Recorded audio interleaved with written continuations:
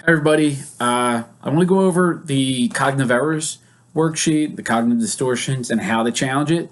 Like I said in the last video, I want to give you an idea of how to present it. Uh, Everybody in here, you're gonna present it in your own way, but I want to give you at least what worked for me and how you could utilize it, and like what kind of examples that you could give to your clients and future clients. So when I used to present this in the group setting at Brooklyn, I was lucky enough to have large groups at Brooklyn. I think people kind of liked getting on my case about the Eagles, and they liked my style a little bit. But I could have a group on a 36 bed unit that sometimes be like 20, 25, 30 people in a group. And so I would always be on the female side on B2 and C2, which were the big units at the hospital. And I would hand this out. I would hand this worksheet out to everybody. And, you know, I would start it by, you could find, like, I tried to always pick somebody who was like, not as sensitive, but I could just, during the group, before starting, I go through my spiel. And my spiel in the hospital, my spiel in groups is that, hi, everybody, my name is Dr. Mack. I share two things in every group. I'm a diehard Eagles fan, and I've been in recovery because I'm at the stage of my recovery and my career where I'm open about sharing it. So I was able to share that in the hospital setting. I'm very vocal about my recovery. One of the reasons why I do that is because to break stigma, and actually I'm very proud of it. And I want people who are early on struggling with either a mental health problem or addiction to be open about it, because it takes someone who's strong, resilient, and empowered to own it and to look at it as maybe not a weakness but a strength. So for me, I shared that. That was part of my spiel. I didn't do it the first 4 or 5 years of my recovery because it wouldn't have been for them. It would have been for me. You have to be very cognizant of that. And I received a lot of supervision and actually being more open about it in the group setting. But that's what I said. I share those two things, and and now I'm a diehard Eagles fan. And then in the group, when people hear that I'm a diehard Eagles fan, that's like my icebreaker. I either get this. I either get the Eagles fans are like, yeah, Dr. Mack, I love the Eagles. Or the other people are like, oh, Eagles suck, Dr. Mack. I'm like, okay. Or the people who are like, I don't care about the Eagles at all. I'm not into football. I'm like, good. You're an Eagles fan then. I adopt you as an Eagles fan. We need the help. We need you guys. It's just interesting that I'm away from the hospital and they win a Super Bowl. That's just, I would have had a field day with people in the group and on the units. And the other thing I share in my groups is that I have one rule: don't be an asshole in my group. And I say that because the groups at the hospital and groups in general, mental health, it's life or death for a lot of people. And I think that's another reason why I had large groups, is because I don't know if people have done groups before, but one person can ruin a group. Okay, one person who doesn't take the group seriously, who can make rude comments and stuff like that. You can have fun in groups. I have fun in my groups, but I take it serious too. And if one person starts to make everybody feel uncomfortable, they're not going to share. It's going to be a very like superficial kind of group. So by setting that precedent, you just get everybody to really take it more serious. When I say that, I'll have one person be like, "Oh, I bet Dr. Mack, I guess I better leave," and I'm like, "All right, see you, peace. You can leave." But it's gone really well, and it's sort of like when I was training PCOM and Widener students and LaSalle students at the hospital. They were adopting it because groups can be kind of chaotic, especially like the groups in the hospital can get to like 15 people and a variety of disorders. So it's a good way of managing it. So I do my spiel, and everybody has this sheet and paper. And as a CBT therapist, and everybody in this class right now, get very familiar with these. Get very familiar, because the truth is, you'll start to recognize when you're doing it, hopefully, and when people around you are doing it. And then when that happens, that's when in the moment you can actually like challenge that thought. Like right now, we're going to train people, and this is what you're doing for the first part of it by writing it down. But the more you write it down, then you start to train your mind in identifying what negative thought here, the cognitive error, and challenging on the spot. And I'll give you some examples. But this is how it looks in the hospital. So I'll look over at somebody. Like maybe somebody has their arms crossed, somebody I know, like who I can talk to a little bit. Maybe not though. And I'll just be like, you know what? I can tell Jillian over there hates my guts. I can just tell. And you get people laughing, and she'll just be like, oh. Or you get people who are like, Dr. Mac, no, I love your groups. And no, I know. Oh shoot, I chose the wrong person. But it doesn't matter what they say. Because if I'm thinking that, like I can just tell Jillian hates my groups. And then maybe I'll throw in mind reading. I'll say it. I can just tell. Like the way she's looking at me, she's had arms folded. She's not in the mood for this group, or she's probably thinking like, oh, will Dr. Mac ever shut the hell up? So if I'm thinking that in my head, that I could tell this girl, Jillian, hates my groups, how am I feeling? And then I'll have people say, like, how do you think I feel? And they'll say anxious, sad, angry, pissed off, shitty, stuff like that. So I'm feeling all those kind of things. What are some of the behaviors I'm going to do? My legs might be moving. I might be like this. I might start to stutter. No eye contact. I'm not going to be confident. And maybe I start looking at my clock, the watch, or the clock, and I just want to get out of there. It's an awful group. So then I tell them that, and I get up. And so like I leave group. I get up off my chair, and I'm going to my other group. Let's say it's a 1:30 group, and this is the 11 o'clock group. And the whole way I'm going to the group, the whole walk into the unit, I'm thinking, this group is going to suck. My last group was awful. This one's going to suck, fortune telling. So, because I can just tell, like, I'm just not feeling it today. And there's a large group of people. I sit down, and I can see Dave is already upset. Dave doesn't want to be in this group. He's pissed off. He's like, why do I have to come to this group again? Mind reading. And again, how am I going to feel? And they're like the same way. Like crappy, depressed, maybe angry. Maybe Dave is really into the group, but he's so preoccupied because there's so much stuff going on that he really wants to get something from this group. But my perception is that he's pissed off about being in this group. I'm taking it personally. So maybe he raises his hand. He's like, I got a question, Dr. Mac. And I'm like, screw you, dude. I'm not calling on you. You're just going to give me a hard time. And you don't even, so I'm basically kind of hurting him a little bit because I'm not even focused on his questions. And so I end group early. Maybe my behaviors are like nail biting, all the anxiety filled stuff because I'm mind reading in group. I fortune told on the way in here. I'm leaving group and I run into my supervisor.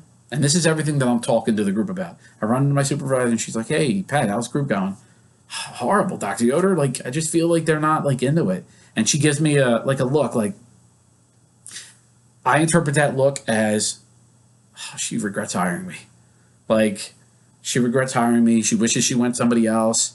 I'm messing up. Where the most likely reason why she gave that is because that's interesting because you get incredible feedback. You have large groups. But since I'm really in a bad spot, I mind read her and thought the negative. I misperceived my misperception of her facial features because I'm really in a bad spot. So I leave work. I go home. I have 2 young kids. I always say I have 2 young kids. They're waiting at the gate. They want to play with Daddy. And I look at Morgan and Eva and I say, listen, Daddy had a really bad day. Can you go play with your toys? My wife's in the kitchen, just trying to get dinner ready for the kids. And she's like, are you okay, Pat? I'm like, listen, I need to go to bed. I'm not feeling good. Today was like a really, really bad day. And I go to bed early. I wake up the next day, same thing. I'm going to groups. I'm mind reading people in groups. I'm going to the next group thinking it's going to be awful. And it just keeps going, and going and going. I'm not doing anything. I'm not going to therapy. I'm not writing it down. I'm not doing anything healthy. I'm not talking to people. I'm just isolating and avoiding and hoping in my heart that things get better, but they don't because I keep going to groups and knowing that they're going to be awful. I keep sitting in groups knowing that people don't want to be part of my groups. And for 6 months, this goes on. So I'm in group. I come home and my kids aren't waiting for me anymore because they already know Daddy's going to come home in a bad mood and he's not going to want to play. And my wife goes, what is going on with you? Like, haven't been yourself the last couple months. And I flip out on her. What do you think? You know, I'm at a job where I feel like I'm not doing anything. I'm in a bad spot. Why don't you get the hell off my case? And I leave, slam the door, walk down the street. I'm angry as hell. And when I do this in a drug and alcohol group, kind of like everything kind of makes sense. Number one, all or nothing thinking. This is how it's always going to be. I'm never going to be happy again. You know, I just feel like I'm failing in life right now. I'm really in a bad spot. I can't do anything. I can't get out of this like rut that I'm in. Disqualifying the positives. Yo, Pat, like, you're an amazing psychologist. Really? You haven't seen the last 6 months, man. It's been awful. No one's getting anything from my groups. Dude, you're an amazing dad, man. You're such a loving father. Really? I come home, my kids don't even want to be around me anymore because I'm miserable. Like, when I open up the door, they go the other way. Pat, you're a loving husband. So you love your wife. You guys are like this. Really? You should see the way I'm flipping out on her. Like, it's horrible. Catastrophizing. Dude, I'm going to lose my job. Like, people are going to find out that, like I'm not doing a great job. I'm going to lose my job. And how am I going to pay the bills? Like, how am I going to pay the bills and the mortgage and school and tuition and oh my God, my kids, my wife is going to leave me because I've been miserable. I've been in a rut. I'm not going to have a job. I'm going to be. Then you start to label yourself as like a really horrible father, a really horrible psychologist, whatever you define yourself as, therapist, a bad father, bad husband.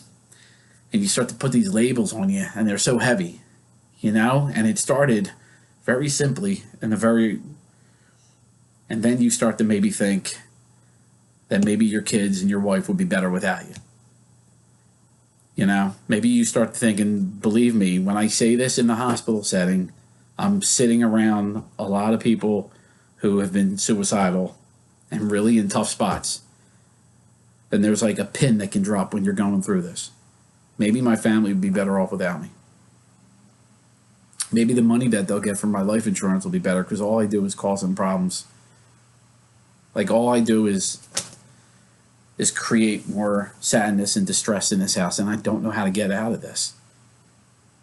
And I stopped there.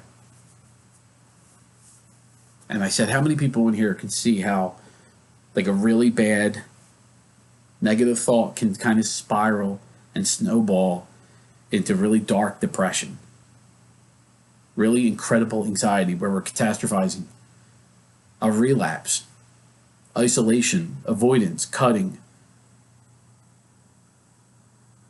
feeling like people in life would be better off without you.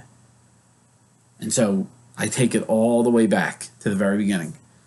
And I said, this isn't like, you're not going to snap your fingers after you do this and feel extreme, like, wow, I feel amazing. But this technique will give you a little bit more power and control over that negative thought and hopefully stop it from snowballing out and going through that downward spiral out of control.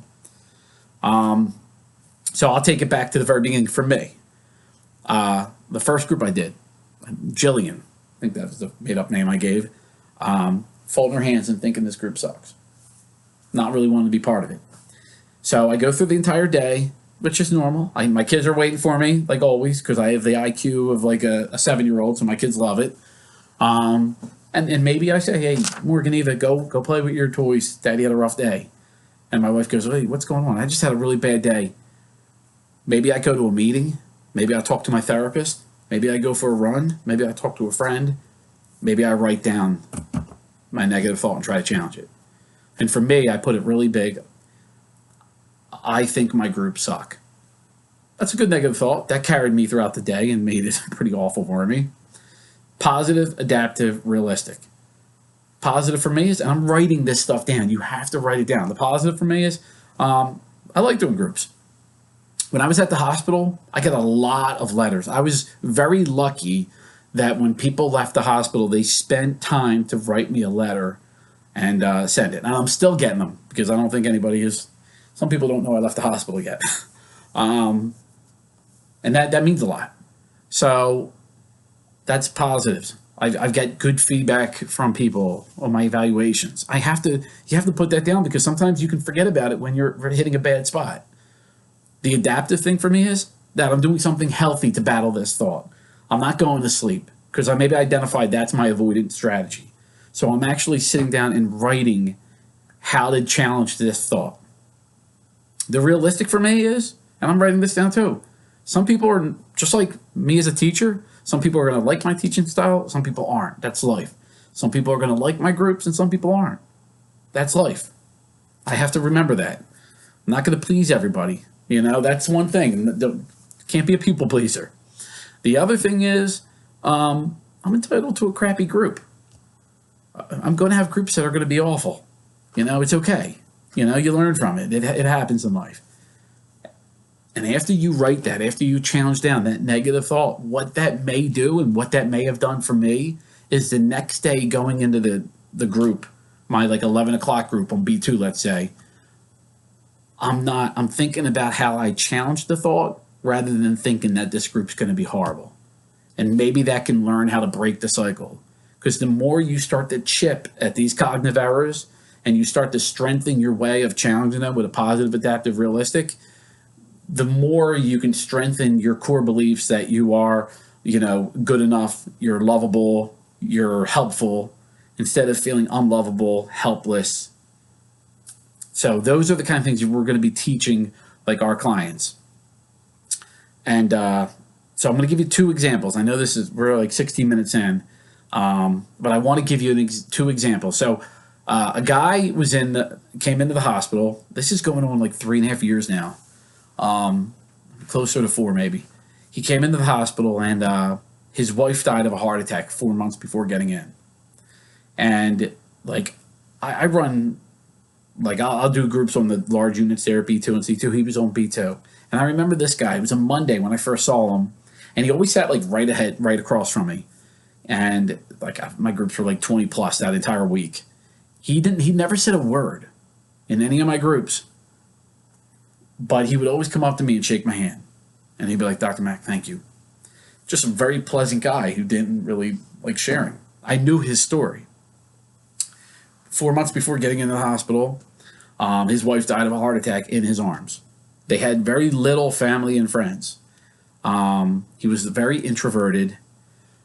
And he made a very serious attempt to kill himself. I think he took over like 75, 80 pills and was found. Spent some time in an intensive care unit in the hospital for a little bit and then came to Brooklyn.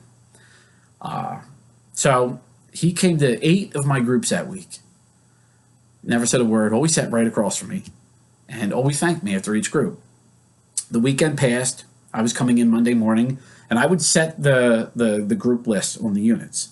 And I saw him at the nurse station when I came in. I was like, hey man, what's up? He's like, hey, how you doing? And you ever like look at somebody and just know that there's something like, you could either see that someone's like in a better spot or a worse spot. He just looked like he was in a better spot. So I was doing an 11 o'clock group. I go through my spiel, like I told you already. And afterwards, he raises his hand and he says, Dr. Mack, can I share something with the group? And I said, yeah, definitely. And he said, for those who don't know me, you know, he gave his name. And my wife died of a heart attack a little over 4 months ago.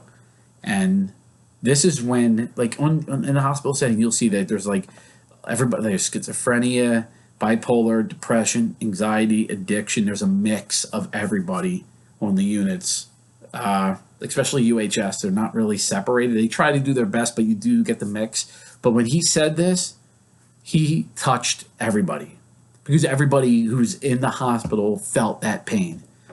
He said, since my wife died, I felt broken and lost and like my life will never, ever be better.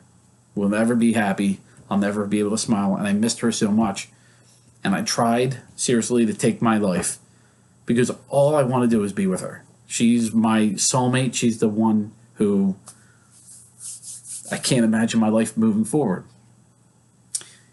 You'll hear that so much. You'll hear that about like someone who has a drug and alcohol problem. Like, I can't picture my life moving forward without this.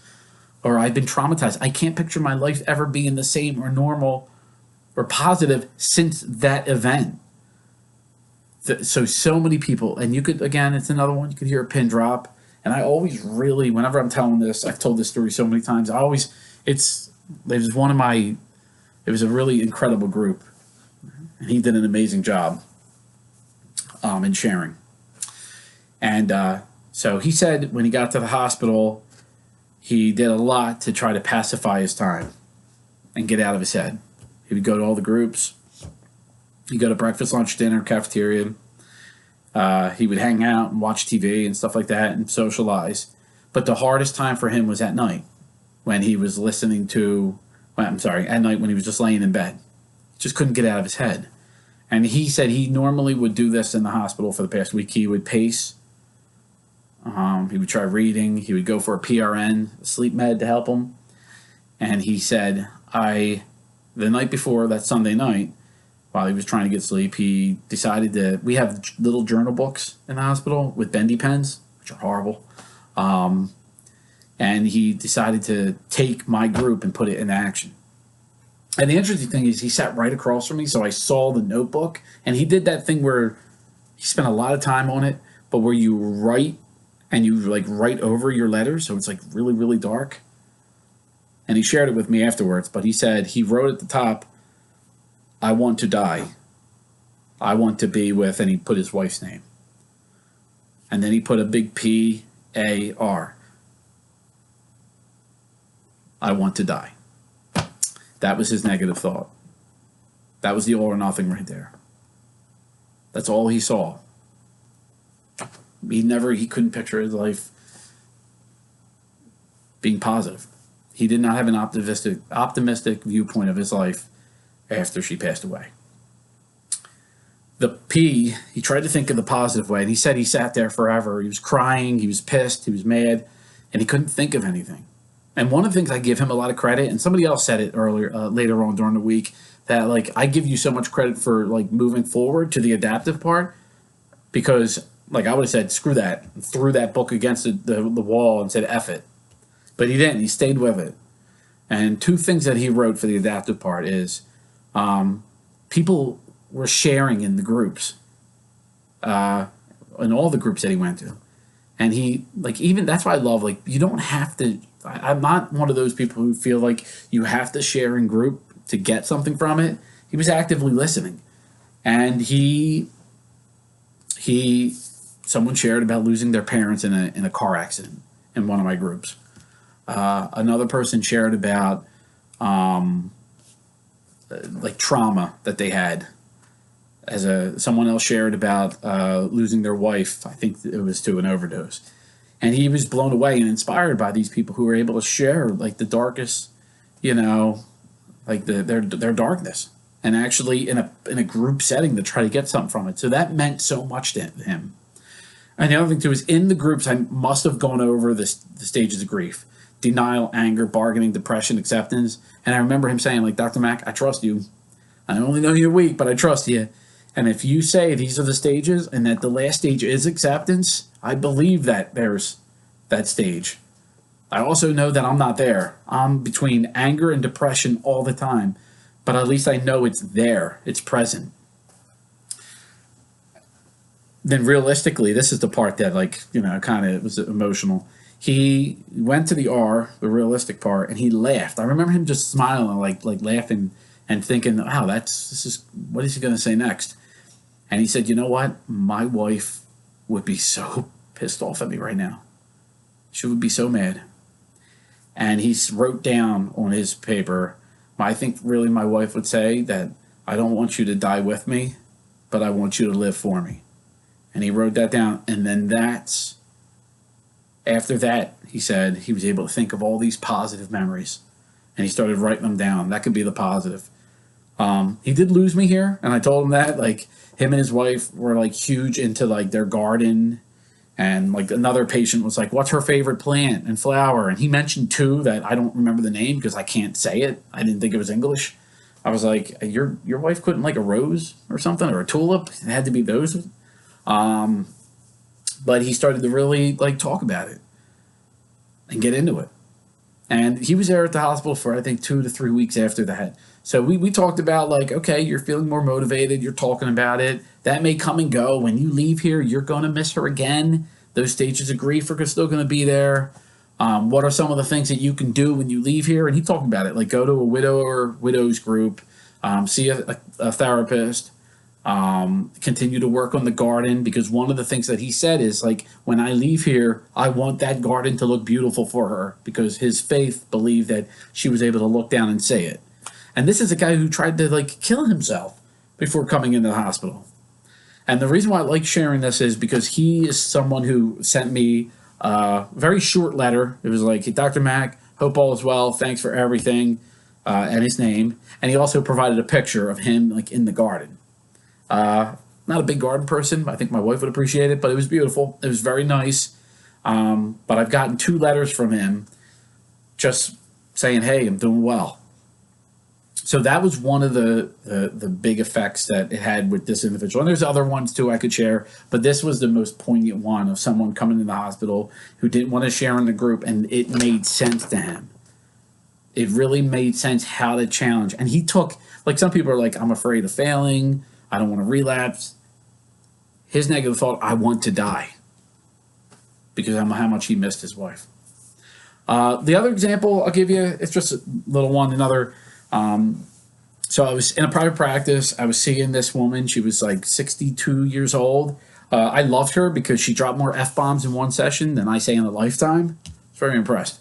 But we were going over, like, I went over what CBT is, some of the things. I let her talk. I got her history and stuff like that. But when I gave her this sheet, she looked at it and threw it at me in a way that was like, and it kind of like flowed through the air and landed over here. And she looked at me and says, and a lot of expletives in this, but she goes, what are these vocabulary words going to do to help me be able to see my grandkids again? Because she was seeing me because, and she did not want to see me, first time in therapy. But the truth is that she was very angry. There was a lot of trauma, which we eventually got into later. But if she didn't go to therapy, her son and daughter weren't going to let her see the grandkids, because she was starting to treat her grandkids like she treated her kids, which was very kind of like verbally aggressive. And I looked at her. I picked it up. I said, I am so glad that you said that, because to you, these words, you know, and maybe to everybody watching this tape right now, don't mean anything. They're vocabulary words. It's like, oh, shit, I need to know this, get these all down, to try to figure this out to pass this class. But to me, in learning this myself and teaching this, this can change lives. This can change the way you think about yourself, the world, situations,